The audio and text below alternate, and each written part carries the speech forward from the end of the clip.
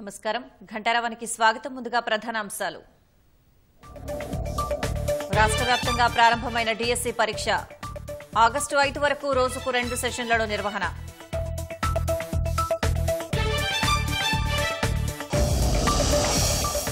ఇవాల్టి నుంచి రైతు రుణమాఫీ ప్రక్రియ షురూ. సుమారు 11.5 లక్షల మందికి లక్షలోపు మాఫీ.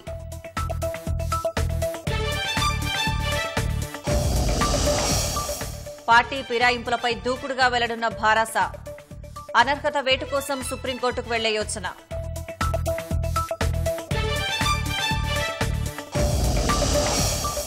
నిరుద్యోగ యువత కోసం మహారాష్ట్ర సర్కార్ కొత్త పథకం. విద్యార్హతలను బట్టి ప్రతి నెల 10,000 వరకు భృతి.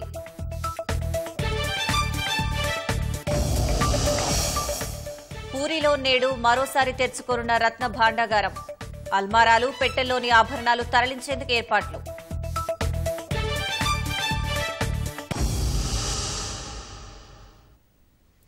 డిఎస్సి పరీక్ష కేంద్రాల వద్ద సందడి నెలకొంది. 10 నిమిషాల ముందే పరీక్ష కేంద్రం వద్దకు రావాలని విద్యాశాఖ ఆదేశాల నేపథ్యంలో అభ్యర్థులు ముందుగానే తరలివచ్చారు. మరింత సమాచారం మా ప్రతినిధి రమ్య ప్రత్యక్ష ప్రసారం ద్వారా అందిస్తారు. నయోమి, కొద్ది క్షణాల క్రితమే డిఎస్సి పరీక్షా కేంద్రాల గేట్లు కూడా మూసివేశారు. ఉదయం 8:50 నిమిషాలకు పరీక్షా కేంద్రాల గేట్లు మూసివేయడం జరిగింది.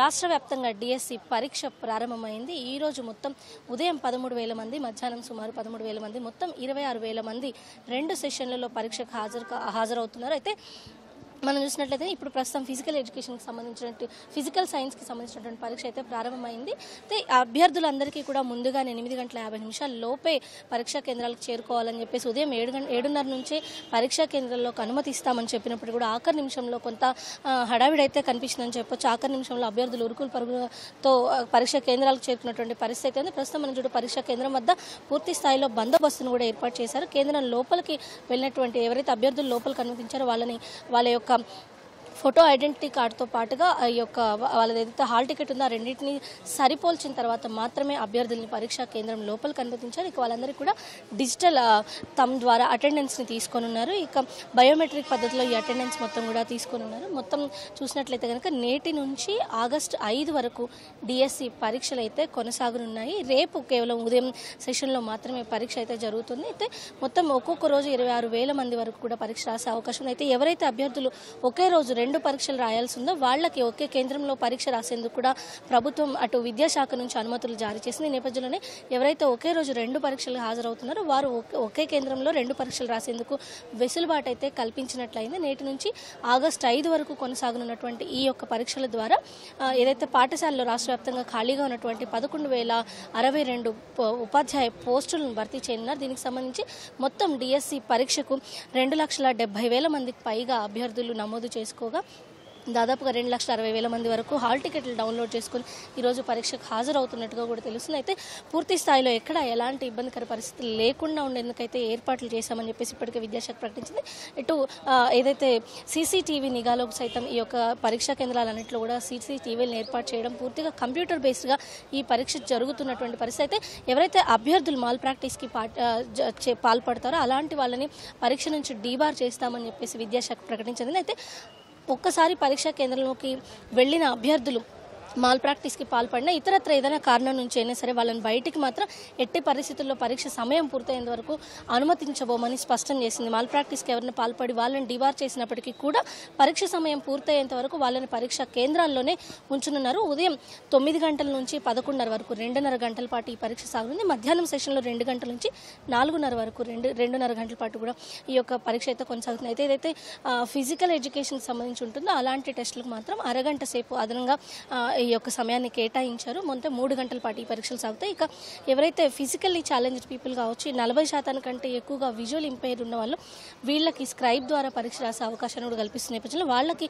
అదనంగా 50 నిమిషాల పాటు సమయాన్ని సైతం కేటాయించడం జరిగింది. ఈ నేపథ్యంలో మొత్తంగా డిఎస్సి పరీక్షలు ఏవైతే ఉన్నాయో ఇది ఉపాధ్యాయుల ఖాళీల భర్తీకి సంబంధించి ఈ యొక్క డిఎస్సి పరీక్షల్లో ఎలాంటి ఇబ్బందికర పరిస్థితి లేకుండా పూర్తి స్థాయిలో ఏర్పాట్లు చేయడం, మరోవైపు కొద్ది క్షణాల క్రితమే పరీక్ష సైతం ప్రారంభమైంది. పరీక్షా కేంద్రాల పరిసర ప్రాంతాల్లో 100 మీటర్ల వరకు జిరాక్స్ సెంటర్లు కావచ్చు, ఇంటర్నెట్ సెంటర్లను పూర్తిగా మూసివేయాలి అని చెప్పేసి ఇప్పటికే పోలీస్ శాఖ నుంచి ఆదేశాలు జారీ చేసి ఆ మేరకు అమలు సైతం చేశారు. అదేవిధంగా 200 మీటర్ల వరకు 5 అంతకంటే ఎక్కువ మంది సభ్యులు ఎట్టి పరిస్థితుల్లో గుమిగూడి ఉండరాదు అని స్పష్టం చేశారు. ఈ ఆదేశాలు ఆగస్టు 5 వరకు కూడా కొనసాగుతాయని చెప్పేసి ఆదేశాల్లో పేర్కొన్నారు. ప్రస్తుతం మనం చూడొచ్చు పరీక్షా కేంద్రం గేట్లు అయితే మూసివేశారు. అయితే ఎంతమంది అభ్యర్థులు వచ్చారనే టాలీ చేసుకుని వాళ్ళకి కావాల్సినటువంటి బయోమెట్రిక్ అటెండెన్స్ తీసుకుంటారు. అయితే మొత్తం పరీక్ష అంతా కూడా 2.5 గంటల పాటు సాగనుంది. ఉదయం మధ్యాహ్నం 2 సెషన్లలో డిఎస్సి పరీక్ష నేటి నుంచి ఆగస్టు 5 వరకు అయితే కొనసాగుతుంది. Naomi, over to studio.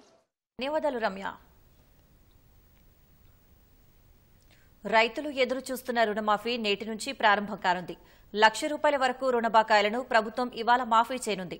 సుమారు 11.5 లక్షల మంది రైతుల రుణ ఖాతాల్లో 7,000 కోట్ల రూపాయలు జమ చేసేందుకు సర్కారు సిద్దమైంది. రాష్ట్ర వ్యాప్తంగా లబ్దిదారులతో రైతు వేదికల వద్ద సంబరాలు నిర్వహించేందుకు ఏర్పాట్లు చేశారు. రుణమాఫీ వేళ ముఖ్యమంత్రి రేవంత్ రెడ్డి రైతులతో వీడియో కాన్ఫరెన్స్ ద్వారా మాట్లాడనున్నారు. రైతుల పంట రుణమాఫీ నేటి నుంచి మొదలు కానుంది. ఇవాళ ₹1,00,000 వరకు అప్పులు మాఫీ కానున్నాయి.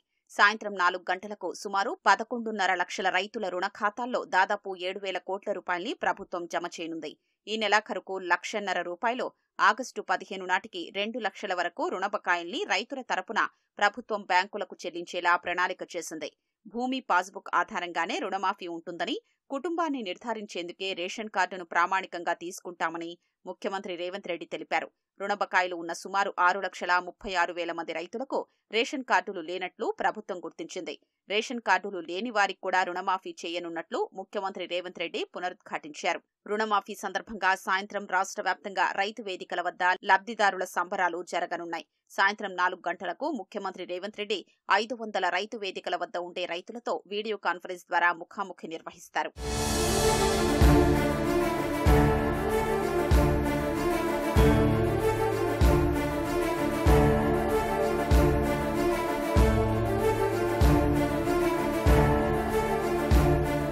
రుణమాఫీ కోసం మొత్తం 31,000 కోట్ల రూపాయలు అవసరమని ప్రభుత్వం చెబుతోంది.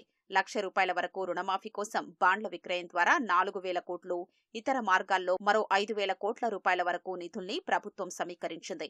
1,50,000 వరకు ఉన్న రుణాల మాఫీ కోసం సుమారు 8,000 కోట్ల రూపాయలు, మిగిలిన రుణాల మాఫీకి మరో 15,000 కోట్ల రూపాయల వరకు అవసరమవుతుంది. స్వల్పకాలిక పంటల సాగు కోసం 2018 డిసెంబర్ 12 నుంచి 2023 డిసెంబర్ 13 మధ్య తీసుకున్న లేదా రెన్యువల్ చేసుకున్న పంట రుణాల్ని ప్రభుత్వం మాఫీ చేయనుంది. కుటుంబానికి అసలు వడ్డీ కలిపి గరిష్టంగా 2 లక్షల రూపాయల వరకు రుణ బకాయిల్ని రద్దు చేయనున్నట్లు ప్రభుత్వం ప్రకటించింది. నెలకు ₹1,00,000 జీతం, ఆదాయం ఉన్న సుమారు 17,000 మందికి రుణమాఫీ ఉండదని ప్రభుత్వ వర్గాలు చెబుతున్నాయి. రుణమాఫీ నిధులు పక్కదారి పట్టకుండా, గందరగోళం తలెత్తకుండా బ్యాంకుల్ని ప్రభుత్వం అప్రమత్తం చేసింది. ఇందులో భాగంగానే ప్రతి బ్యాంకులో ఒక నోడల్ అధికారిని నియమించారు. రుణమాఫీ నిధులు ఇతర ఖాతాల్లో జమైతే కఠిన చర్యలు తప్పవని బ్యాంకర్లకు ప్రభుత్వం స్పష్టం చేసింది. 2 లక్షల రుణమాఫీకి శ్రీకారం చుడుతున్నట్లు ప్రకటించడంతో ప్రజాభవన్ వద్ద CM Revanth Reddy, deputy CM Bhatti Vikramarka చిత్రపటాలకు కాంగ్రెస్ నాయకులు పాలాభిషేకం చేశారు. రాహుల్ గాంధీ వరంగల్ డిక్లరేషన్లో ప్రకటించిన విధంగానే రాష్ట్ర రైతులను రుణాల నుంచి విముక్తి కల్పిస్తున్న సందర్భంగా ముఖ్యమంత్రి, ఉప ముఖ్యమంత్రులకు పాలాభిషేకం చేసినట్లు వివరించారు. ఈ సందర్భంగా సీఎం, డిప్యూటీ సీఎంలకు ధన్యవాదాలు తెలిపారు. ప్రభుత్వ whip MLA Beerla Ilaiah, Bhuvanagiri MP Chamala Kiran Kumar Reddy తదితరులు ఈ కార్యక్రమంలో పాల్గొన్నారు.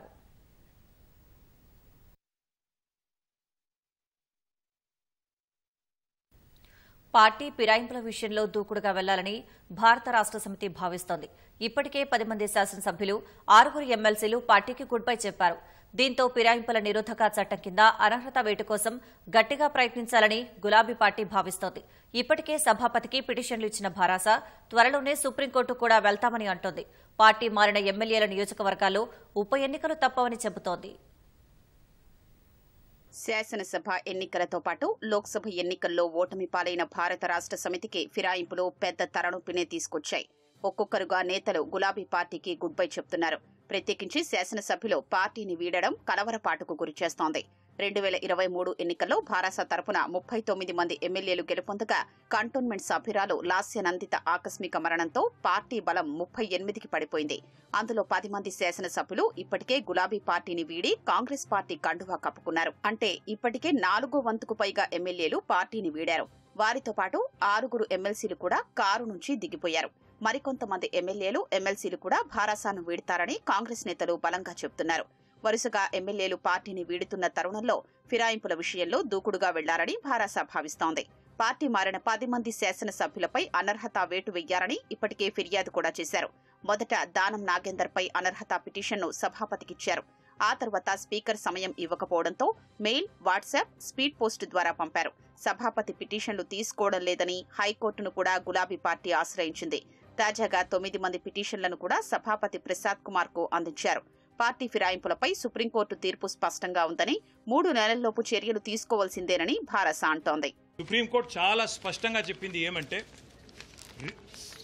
మొత్తంగా అధికారం చూసినట్టయితే స్పీకర్ గారికి ఉంది ఈ పిటిషన్ల మీద నిర్ణయం తీసుకునేది. కానీ రీజనబుల్ పీరియడ్, ఎందుకంటే 5 ఏళ్ల కాల పరిమితిలో ఉండే ఒక శాసనసభ్యుడు కనుక పార్టీ ఫిరాయిస్తే ఒక రీజనబుల్ పీరియడ్లో నిర్ణయం తీసుకోవాలి. రీజనబుల్ పీరియడ్ అంటే ఏమిటి అని కూడా సుప్రీంకోర్టు డిఫైన్ చేసింది. ఏమని, 3 నెలల లోపల ఖచ్చితంగా నిర్ణయం తీసుకోవాలి.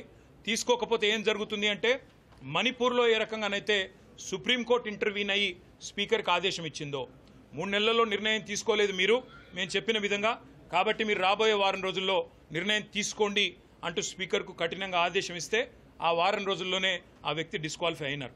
స్పీకర్ గారికి గుర్తు చేశాం, మేము మార్చి 18 నాడు దానం నాగేందర్ గారి పిటిషన్, మొట్టమొదటి పిటిషన్ మేము ఇచ్చింది. ఆ రోజు స్పీకర్ గారికి స్వయంగా వారి చేతులకు అందజేయడం జరిగింది. ఈ రోజు మొత్తం మిగతా 9 పిటిషన్లు కూడా బై హ్యాండ్ ఇచ్చాము. ఇంతకంటే ముందే దాదాపు ఒక 7 పిటిషన్లు మేము by email, by registered post, by WhatsApp కూడా స్పీకర్ కార్యాలయానికి పంపించాము వివిధ తేదీల్లో. కాబట్టి స్పీకర్ గారికి ఈరోజు మేము విజ్ఞప్తి చేసింది ఏమంటే, మీరు వెంటనే నిర్ణయం తీసుకోండి.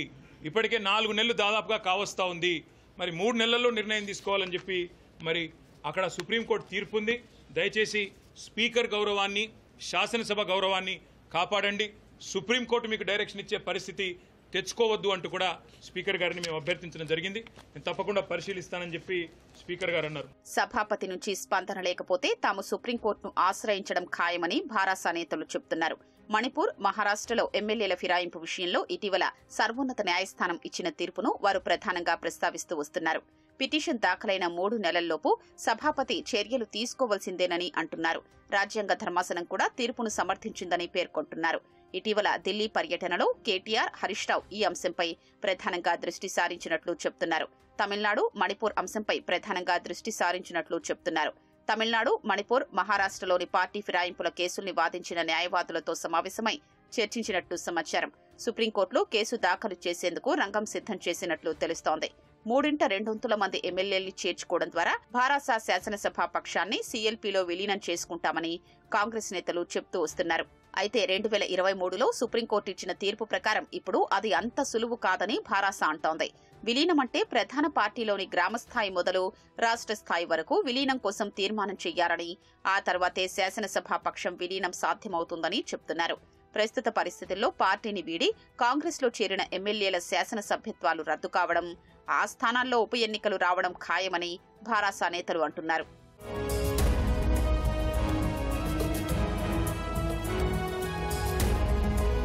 ఎవరైతే ఎమ్మెల్యేలు ఇలా పార్టీ మారినరో వాళ్ళు మాజీలు అయ్యేదాకా నిద్రపోయేది లేదు, వాళ్ళని వదిలిపెట్టేది లేదు.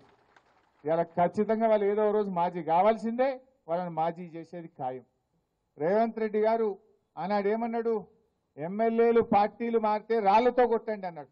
ఇవాళ ఆయన్ని పోయి కండువాలు కప్పుతుండే ఇళ్లకు పోయి. కాంగ్రెస్ పార్టీ ఎక్కడ కూడా 5 ఏళ్ల తర్వాత తిరిగి అధికారంలోకి రాలే. అది రాజస్థాన్ అయినా, ఛత్తీస్గఢ్ అయినా, మధ్యప్రదేశ్ అయినా, ఏ రాష్ట్రంలోనైనా 1 టైమే మలతాపకపోతుంది. అది రెండోసారి అధికారంలోకి రాలే ఈ దేశంలో, ఒక్కసారే వస్తుంది కాంగ్రెస్ పార్టీ. అందువల్ల ఈ టర్మ్ కాగానే మళ్లీ వచ్చేది ఖచ్చితంగా బీఆర్ఎస్ గవర్నమెంట్. పార్టీ ఫిరాయింపుల అంశంపై ప్రస్తుతం హైకోర్టులో కేసు నడుస్తోంది. గతంలో తమిళనాడులో పార్టీ ఫిరాయింపుల కేసును వాదించిన సీనియర్ న్యాయవాది సుందరం భారస తరపున వాదనలు వినిపిస్తున్నారు. హైకోర్టు తీర్పును అనుసరించి తదుపరి కార్యాచరణ ఉంటుందని భారస నేతలు చెబుతున్నారు. ఫిరాయింపుల అంశంపై దూకుడుగా వెళ్లడం ద్వారా పార్టీ మారే విషయంలో రెండో ఆలోచన చేసే అవకాశం లేకపోలేదని భారాస వర్గాలు అంటున్నాయి.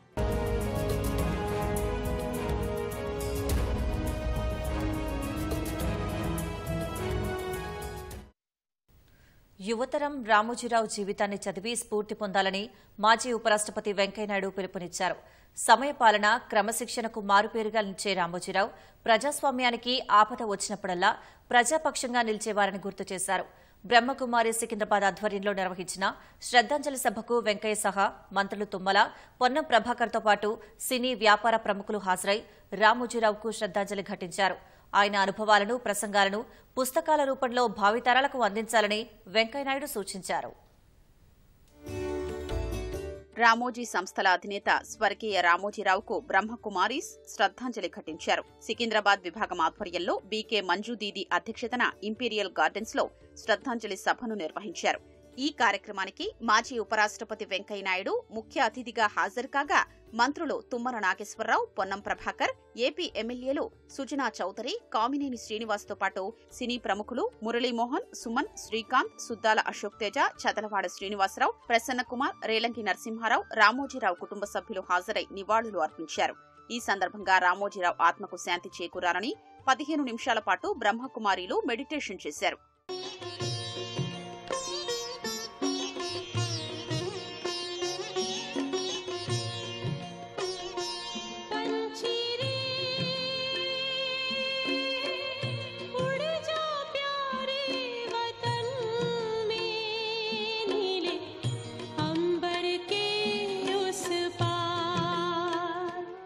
రామోజీరావుతో అనుబంధాన్ని ఈ సందర్భంగా గుర్తు చేసుకున్న ప్రముఖులు ఆయన సేవల్ని కొనియాడారు.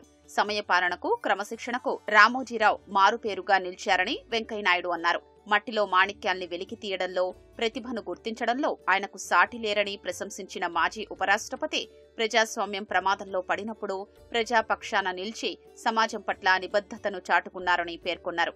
రామోజీరావు జీవితం భావితరాలకు స్ఫూర్తి నింపేలా పాఠాలు కావాలని ఆకాంక్షించారు.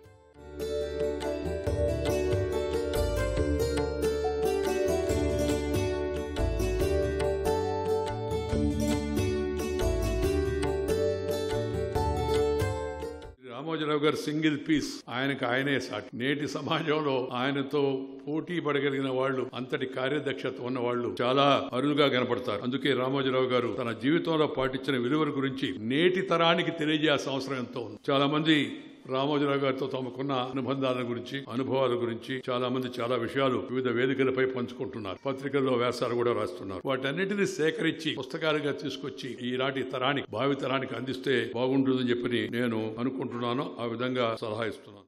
రామోజీరావు అంటే వ్యక్తి కాదని, వ్యవస్థ అని మంత్రులు తుమ్మల, పొన్నం ప్రభాకర్ అభివర్ణించారు. తెలుగు జాతికే కాకుండా యావత్ దేశానికే ఆయన గర్వకారణంగా నిలిచారని కొనియాడారు. రామోజీరావు ఏది చేసినా నంబర్ 1 గా ఉండాలనుకునేవారని గుర్తు చేశారు.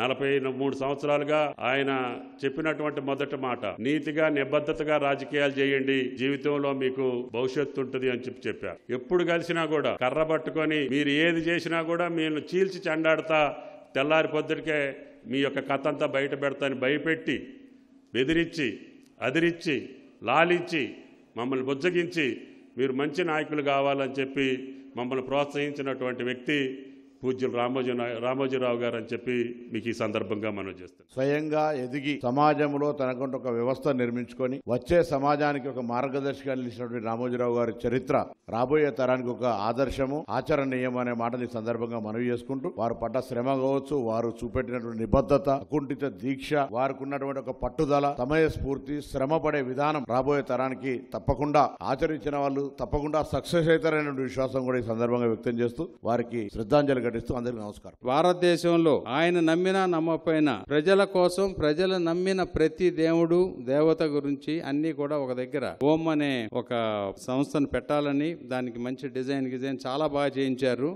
కానీ కొన్ని కారణాల వల్ల అది ఇంప్లిమెంట్ కాలేదు. బహుశా అది ఒక్కటే ఆయన తలపెట్టిన సంస్థల్లో మిగిలిపోయి ఉంటుందని నేను అనుకుంటున్నాను. उसके लिए सारे समाज के लिए, देश के लिए और साथ साथ में भारत सरकार को पद्म विभूषण टाइटल करके दिया था.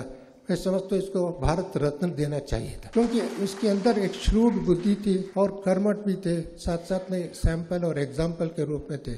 ऐसे व्यक्ति को हम लोगों ने अपने साथी में अभी दूर है, परंतु मुझे विश्वास है क्योंकि आत्मा अविनाशी है। తన తొలి చిత్రం ఉషా కిరణ్ మూవీస్ లో చేయడం అదృష్టంగా భావిస్తానని, అలాంటి తనకు రామోజీరావు ఆఖరి చూపు దక్కకపోవడం బాధ కలిగించిందని ప్రముఖ నటుడు శ్రీకాంత్ ఆవేదన వ్యక్తం చేశారు. అగ్ర నటీనటులతో ప్రజా సమస్యలపై చిత్రాలు నిర్మించి ప్రజల్లో చైతన్యాన్ని నింపారని, కేంద్ర ప్రభుత్వం రామోజీరావుకు భారతరత్న ఇవ్వాలని మురళీమోహన్ కోరారు. రామోజీరావు గారు ఎంత కష్టపడి ఈ సంస్థని ఈ స్టేజ్కి తీసుకొచ్చారో, ఈ సంస్థని అంతకంటే గొప్పగా చేయలేకపోయినా అంతకంటే తక్కువ కాకుండా ఉండటానికి చేయవలసిన బాధ్యత మీరు అందరూ తీసుకోవాలి. మోడీ గారు భారతదేశంలో ఉన్న ద్వితీయ ఉత్తమ అవార్డు పద్మ విభూషణ్ కూడా వారిని ఇచ్చి సత్కరించారు. ఈ సందర్భంగా ఈ సభాముఖంగా నేను మీ తరఫున, నా తరఫున, మనందరి తరఫున కోరేది, ఆయనకి భారత రత్న అనే అవార్డు ఇస్తే చాలా బాగుంటుంది, చాలా యాప్ట్గా ఉంటుంది అని కోరుకుంటూ కుటుంబ సభ్యులకి, ఆత్మీయులకి అందరికీ కూడా నా సానుభూతి. నెవర్ ఒక పెద్ద సక్సెస్ వస్తే చాలా మంది different ways of walking, sitting, talking ఉంటుంది. అలాగే ఫెయిలియర్ అయిన వెంటనే అది రియలైజ్ చేసి చాలా మంది the behave in different way. అలా కాకుండా ఒకటే ఆయన క్యారెక్టర్, ఆయన బిహేవియర్ అన్ని చేసేవారు. Is inspiration to so many people. లైఫ్లో కొన్ని విషయాలు సాధించవచ్చు, పట్టుదలతో సాధించవచ్చు. Very strict person, never bent to anybody. ఎటువంటి వాడికి భయపడ్డా. ఫిలిం సిటీలో ఫస్ట్ ఫిలిం మా నాన్నకు పెళ్లి అనేది అక్కడ హీరోగా నేను చేయడం, ఫస్ట్ హీరో నేను అవ్వడం అనేది కూడా నాకు చాలా గర్వంగా ఫీల్ అయ్యేవాడిని. ఎప్పుడు కూడా అక్కడికి వెళ్తే నా సంస్థకి, నా ఫిలిం సిటీకి వెళ్ళినట్టు ఫీలింగ్ అనేది నాకు ఎప్పుడు కలుగుతూ ఉంటుంది. అక్కడికి వెళ్ళినప్పుడల్లా మా హీరో అని ఎప్పుడు ఆప్యాయంగా నన్ను పలకరించడం, ఏ సినిమాలు చేస్తున్నావు అని అడగడం, నేను పలానా చేస్తున్నాను అనేపాటికి కష్టపడు 100% కష్టపడు డెడికేషన్తో చేయి, ఆటోమేటిక్గా నువ్వు పైకి వెళ్తావని చెప్పడం జరుగుతూ ఉంటుంది. అటువంటి ఆయన మన మధ్య లేరు, చాలా బాధగా ఉంది. రామోజీరావుకు బ్రహ్మకుమారిలో శ్రద్ధాంజలి సభ ఏర్పాటు చేయడం పట్ల ఈనాడు ఎండీ కిరణ్ కృతజ్ఞతలు తెలిపారు. రామోజీరావు విలువలు, క్రమశిక్షణ ఏమాత్రం తగ్గకుండా సంస్థలు ముందుకు కొనసాగుతాయని పునరుద్ఘాటించారు. ఈ సభకు హాజరైన ప్రముఖులు, బ్రహ్మకుమారి సంస్థ ప్రతినిధులకు కిరణ్ ప్రత్యేక ధన్యవాదాలు తెలిపారు. మృత్యుంజయ్ బాయ్కి, మంజుబాయికి, నాన్నగారికి శ్రద్ధాంజలి ఘటించడానికి ఈ సభని ఏర్పాటు చేసినందుకు ధన్యవాదాలు. పెద్దవాళ్ళు చాలామంది చాలా విషయాలు చెప్పారు. నాన్నగారి విలువలు, నాన్నగారి క్రమశిక్షణ ఏమాత్రం కూడా తగ్గకుండా కొనసాగుతుందని ఒకటి మటుకు నేను అందరికీ వినమ్రంగా తెలియజేస్తున్నాను. మహారాష్ట్రలో ఏక్నాథ్ షిండే సర్కారు కొత్త పథకానికి శ్రీకారం చుట్టింది. నిరుద్యోగ యువత కోసం ఇంటర్న్షిప్ ప్రోగ్రాం తీసుకొచ్చింది. ముఖ్యమంత్రి యువ కార్య ప్రశిక్షణ్ యోజన పేరుతో నిరుద్యోగ యువతకు వారి విద్యార్హతలను బట్టి ప్రతి నెలా బ్యాంకు ఖాతాల్లో వృత్తిని జమ చేయనుంది. ఇందుకోసం 5,500 కోట్లు వెచ్చించనుంది. ఈ పథకానికి 18 నుంచి 35 ఏళ్ల వయసు గల మహారాష్ట్ర వాసులు అర్హులని అధికారులు తెలిపారు. 12వ తరగతి పాస్ అయిన వారికి నెలకు 6,000, ఐటీఐ లేదా డిప్లొమా పూర్తి చేసిన వారికి 8,000, డిగ్రీ, పీజీ పూర్తి చేసిన వారికి 10,000 చొప్పున వృత్తి చెల్లించనున్నారు. 6 నెలల ఇంటర్న్షిప్ కాలంలో అర్హులైన వారికి నేరుగా వారి బ్యాంకు ఖాతాలో డబ్బులు జమవుతాయని తెలిపింది. ప్రాక్టికల్ ట్రైనింగ్ పొందడంతో పాటు పరిశ్రమ అవసరాలకు యువతను సిద్దం చేయడం ఈ పథకం ముఖ్య ఉద్దేశమని మహారాష్ట్ర ప్రభుత్వం ప్రకటించింది. పూరీ జగన్నాథుడి రత్న భాండాగారంలోని 3వ గది నేడు మళ్లీ తెరుచుకోనుంది. ఈ 14న రహస్య గదిని తెరిచిన అధికారులు సమయభావం వల్ల వెంటనే సీల్ చేసి వచ్చేశారు. గదిలోని అల్మారాలు, పెట్టెల్లో ఉన్న ఆభరణాలు జోలికి పోలేదు. అందుకే ఆ గదిలో సొరంగ మార్గం ఉందా లేదా అనే దానిపై వారు స్పష్టత ఇవ్వలేకపోయారు. ఇవాళ మళ్లీ రహస్య గదిని తెరిచి ఆభరణాలను ఆలయ ప్రాంగణంలోనే ఏర్పాటు చేసిన తాత్కాలిక స్ట్రాంగ్ రూమ్ కు తరలిస్తారు. ఈ ప్రక్రియలను అంతా వీడియోగ్రాఫ్ చేస్తామని ఆలయ అధికారులు వివరించారు. రహస్య గదిని తెరవడాన్ని దృష్టిలో పెట్టుకుని ఆలయంలో ఇవాళ కొన్ని ఆంక్షలు ఉంటాయని, వాటిని భక్తులు తప్పనిసరిగా పాటించాలని విజ్ఞప్తి చేశారు.